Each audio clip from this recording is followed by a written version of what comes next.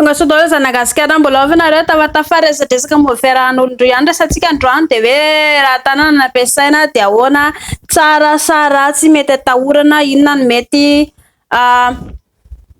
lozy. Voalohany raha lava hoho be la ambon'izay hohany ela mainty be de ny dikan'izay tsy maintsy aratra konge madama tsy maintsy idiran'ny ireo karazana microbe rehetrarehetra azony lava amin'ny loto ny tanana ela. Mila madio. Voalohany esorina ilay hoho mainty be iny rehefa hikasikasika madama ela ary tsy hoe rehefa hikasika madama fa na rehefa hihinan-kanina ihany koa isika nge indray tsy maintsy mandray amin'ny tanana mihina hena ohatra, mihina mofo dipaina ohatra. Tsika tsy voatery andray forsety foana fa indray mety any an-dalana tsy maintsy mihinan-kanina amin'ny tanana, esorina ny hoho mba adio.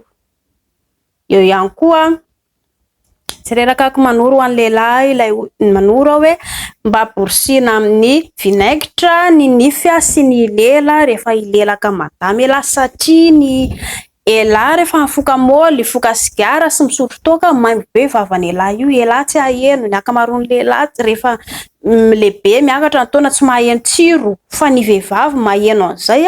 Vehivavy mifanoroka amin'ny ela io, ela maimbo vava lasa makalolo na mifanoroka amin'ny ela na ela mikisina kely eo fotsiny manao rehefa makanto be mihena ny fofotoaka sy fofotsigarany ela. Diovina tsara zany ny lela sy ny nify.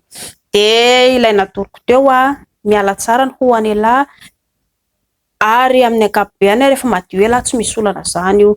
Ary ho an'ny lehilahy tsara raha ohatra ka hoe ity ilay ratsan-tanana ampovoany ity akibe fanondro adala ity no tena tsara ikitiana ny vehivavy. Ity fanondro ity matetika miasa be foana ity amin'ny asantsika de lasa marokoroko io. Rehefa tena mijery eo akaiky inge io fanondro fa hita hoe somary marokoroko io fa ny tena tsy miasa de ilay reto anankiroa reto, ireo no tena tsy miasa. Fa raha ohatra ilay kandekariko ilay poangia vehivavy de ilay ratsan-tanana ampovoany ito no tena tsara na amin'ny akaviany akavanana io no afaka ikitiana vehivavy.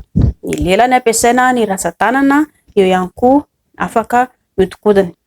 De tsy misy tokony mahamenatra na mampatahotra ny vehivavy ihany koa mba handrisasa satria izay no ilain'ny lehilahy rehefa hoe miaraka amindry izy mba hifanotona amindry sy hifampizara fitiavana amindry no zany aza menamenatra na matahotra fa mba sasa amin'izay mba ahazoany fahafinaretana ihany koa le izy.